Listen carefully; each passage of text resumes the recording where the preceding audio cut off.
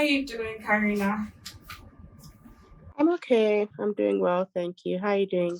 I'm okay. Thank you for honoring our invite. When I got your mail that you were interested, I was excited. I was really excited. So thank you so much. So let's jump My into our pleasure. question for today. So everyone has this thing about one thing about their body that they do not love, their eyes, their mouths, their ears. So what makes body dysmorphia different? I think body dysmorphia is a rather general term that social media has really simplified, but it's a rather complex mental illness, which I won't get into. Of course, I'm not a therapist, but what I found is that body dysmorphia is basically us really scrutinizing and being quite critical about certain parts of our bodies. There might be small flaws, there might be things that in reality don't exist or people don't see. But to us, we begin to focus on it and be very critical, and it could, lead to over exercising or dieting or in serious conditions, eating disorders, sometimes even cosmetic procedures. Dysmorphia is an illness or a disorder that is actually diagnosed by therapists. So I don't want to be general and say like everyone goes through body image issues, but most people do, especially ladies, because of how we're made. And I can relate with like having body issues from hating my skin, trying to bleach from like when I was 18 because of how media portrayed the dark skin. When you watch all the adverts on TV, it's the light skinned girls who get the role to be on these ads. Can you tell us your journey with your body? Has it been? Well, it's definitely still an ongoing process. So I'm very open and vocal about the fact that I had an eating disorder when I was growing up. So I had something called bulimia as a teenager here in Nigeria. I had um, it basically is an eating disorder where you binge, so you eat a lot of food or a normal amount of food, and then you purge, which means that you vomit the food that you've eaten. And I had that for about 8 years, and I am very open about it to remove the stigma about eating disorders and disordered eating, because a lot of the time there's a lot of shame that surrounds it, Yeah. which then is quite counterproductive because you don't get the help that you need. But it doesn't even have to be that serious. So my body image journey has been one where, I was a very slim child, and then going into puberty, I put on weight, and Nigerian aunties who just don't know how to talk or don't know how to man their business. Or it's a lot of shame as well, and a lot of like objectification and sexualization of like young girls, which is a projection in my opinion. So I began filling out. I've always had big boobs, so the boobs started coming in, the curves, and it was a lot of you're gaining weight, so watch it, or you should cover up your body so you don't distract men, Wow. as opposed to really fostering the beauty of femininity. Yeah. As a girl, it's coming into a woman, at the age of 13, 14, whatever. So that kind of stuck with me, the eating disorder. But now it's become a thing of um, I'm comfortable with my body. I've really taken time to explore my body as a woman, my femininity, fashion, my relationship with food and with exercise, and really coming to a healthy place. But there's still times where like things will come up or things will change that are new for me. So, for example, I've been having breakouts on my skin, which is part of a hormonal disorder that I have called PC. I know you have it as well, PCOS. Yeah. So I changed my medication. My skin has just gone haywire. So I'm just like, okay, Karina, here we go to another phase. I'm seeing my body image journey in phases, as opposed to, okay, I've arrived at a destination. This phase is now dealing with my skin and skin insecurities, but accepting it, but not staying there and not being so focused on it. But instead focusing on being present as a human being, on creating memories, and just not realizing that people don't actually look at us as critically as we look at ourselves. People are focusing on what we're saying as opposed to how we look most of the time. So it's a gradual thing, but it's quite freeing to do the work, and to get to points where you're like, I actually like how I look for the most part, or I can dress up and feel good about myself and feel comfortable The main goal is comfort in our bodies, because from comfortability comes confidence in our bodies, in my opinion. So when was that moment what moment did you have that you decided, oh, enough is enough? I have to learn to love my body. What led to that decision? Sorry, I missed that. You cut off for a bit. Okay, so I said, what led to the decision of loving your body and coming to terms with who you are? There would have been a moment or something might have happened. Like, can you tell us what happened? So I moved back to Nigeria in 2018 and had gained a lot of weight. And of course, the comments, the kiniko. And I started ranting about it on social media because I was just sick and tired. And I was just like, when is this ever going to stop? Like, not every day be so focused on how a woman looks. A woman walks into a room after achieving so much, and the first thing you're saying is, you've gained weight, or, oh, why are you so skinny? You need to eat. Like, it's really, I think I just got sick and tired of it.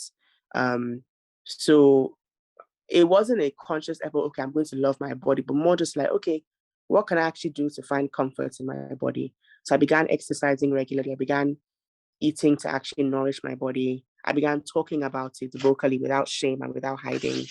And I think through that, I found communities that, we're all going through such similar things. So that was kind of the turning point when I moved back and I had gained, I was the biggest I'd ever been. And not like I've like lost a lot of weight since then. No, I'm just like, I'm a big girl. I'm never going to be a skinny, slim girl. Even when I was sick and I was very skinny and I was very slim, it wasn't my natural body. So the sooner I accept that, the sooner the world will adjust. So it kind of took a bit of arrogance on my part, being like, you know what? Okay, I don't know if I can swear on this podcast, but literally being like, F everybody, I beg, this is my body. This is my one body for the rest of my life. This is my home. Life, exactly. Yeah, I have to live my life, exactly. So there's this culture of shame when it comes to the female body. There's this, oh, your tummy has to be flat. Like, media has already made us, we have this idea in our heads that beauty is a certain way. Beauty is flat stomach, big hips, big boobs. Like, this is what beauty is. Beauty is light skin, coily hair, baby hair, almost reaching to your eyes, that kind of stuff. And going through, going through Ere, hope I did not murder the name. No, you got it actually spot on. I had to research. I was like, I'm not going to murder this name. Going through your social media page, Ere Wellness, I mean, like, from the graphics to the messages, I'm like, where has this been all my life? Because I suffer from PCOS and body image issues, and I have to sometimes be alone. I know my family will say, oh, they understand, my siblings, but it's something that they really don't understand because you're not going through it. So going through your social media and everything, I was like, oh my God, I wish I knew about this page in 2020 when I was diagnosed. I would have been so happy. So can you tell us a little bit about Ere Wellness and the cards? The cards are amazing. So just tell us a little bit about it.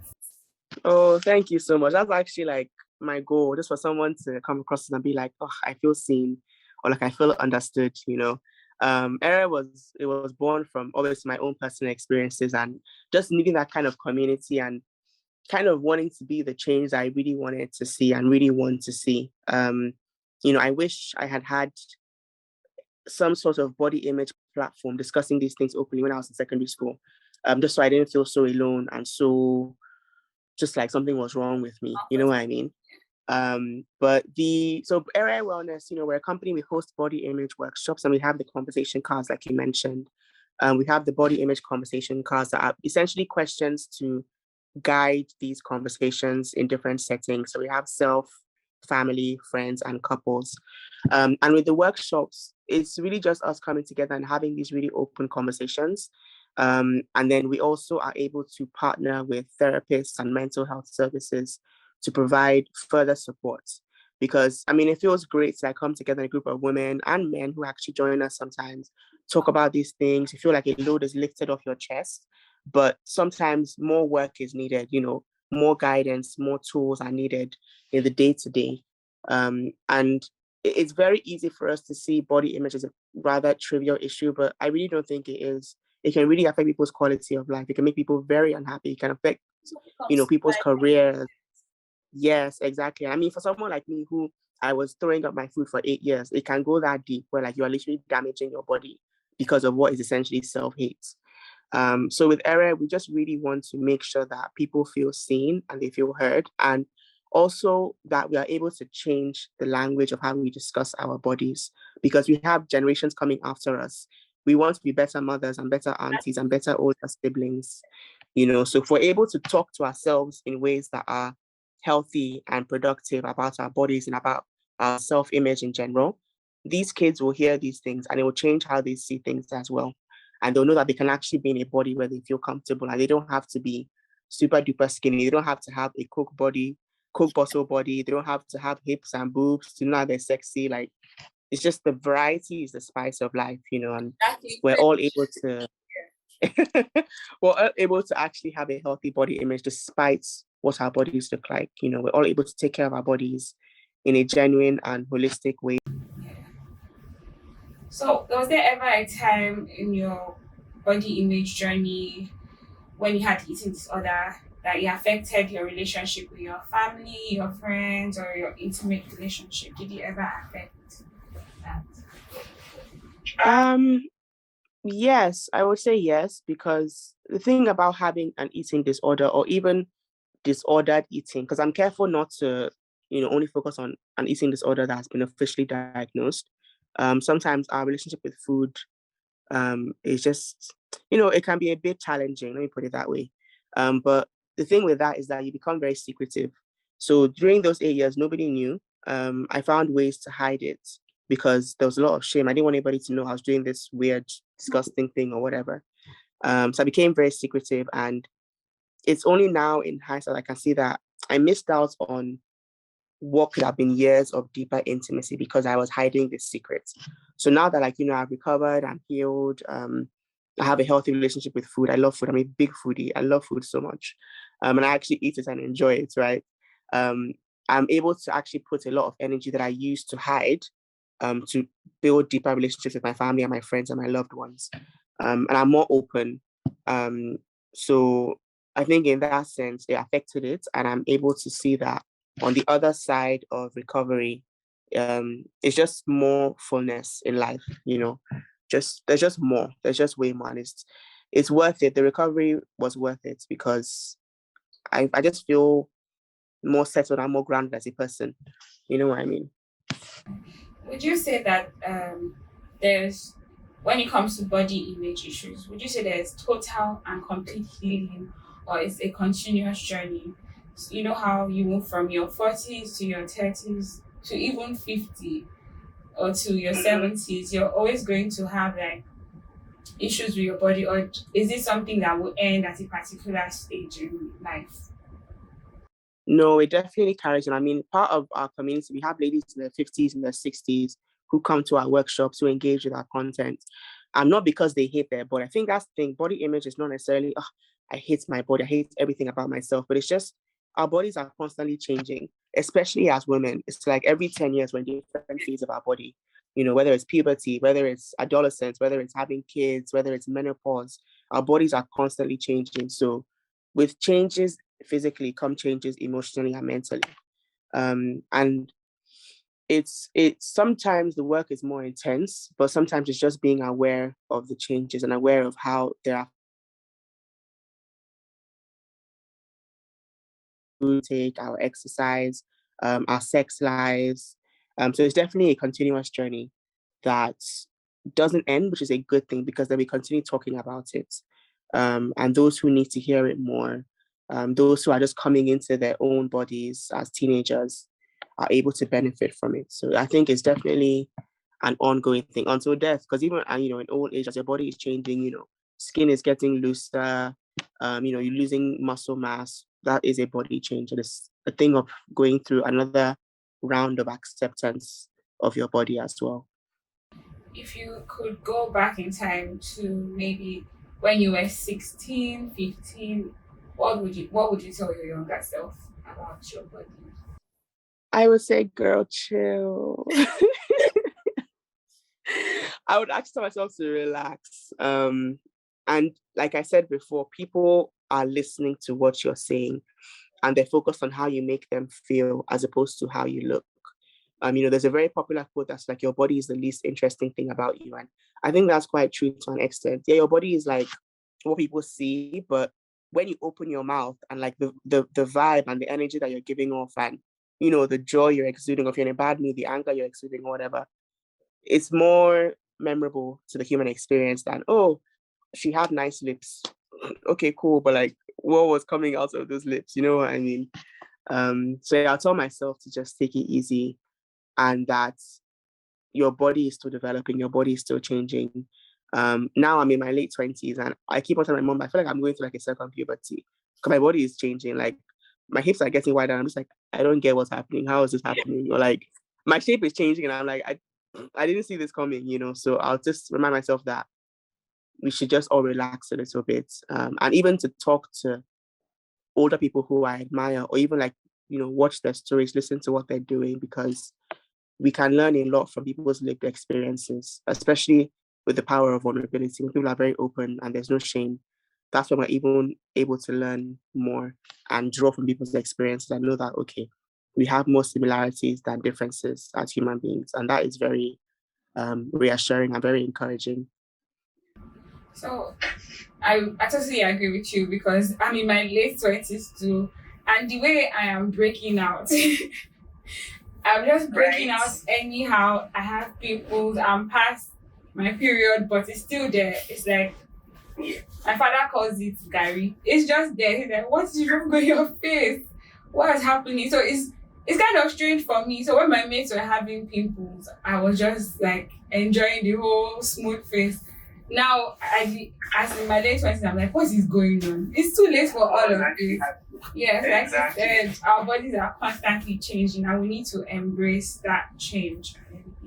I heard someone saying there's a thin line between body positivity and just living anyhow, like just living your body the way it is because, oh, I love my body. And people say there's a thin line. So what do you feel about that? Do you mean in terms of becoming quite complacent and not taking care of our bodies? Exactly. Yes. Um, there is a thin line, and I'm careful because I think people use this as an excuse to be very fat phobic, if I'm being honest.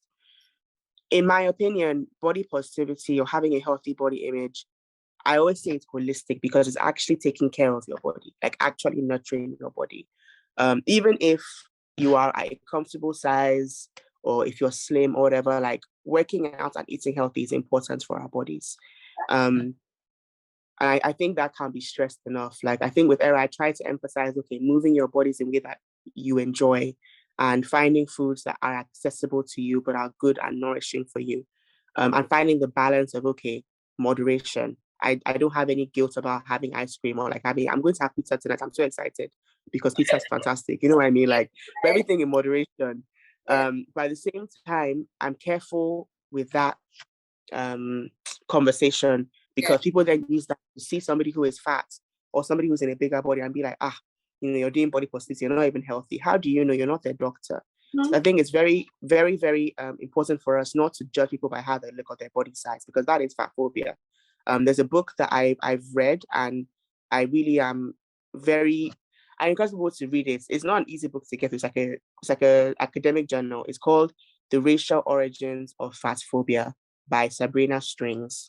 And it basically goes into the fact that this fear of being fat, it came from racism in the initial points of it, from racism, from over-religiousness, from making people who are bigger feel as if they have sinned or as if they are morally corrupt because they are eating more.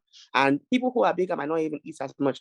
I'm someone who's bigger. I have an ulcer, and I know also not caused by not enough food, but I realized that my eating habits, I would eat once in the morning and then not eat the rest of the day. And that's terrible, you know. So just making sure that, we're checking ourselves for what are your intentions of saying these things to somebody.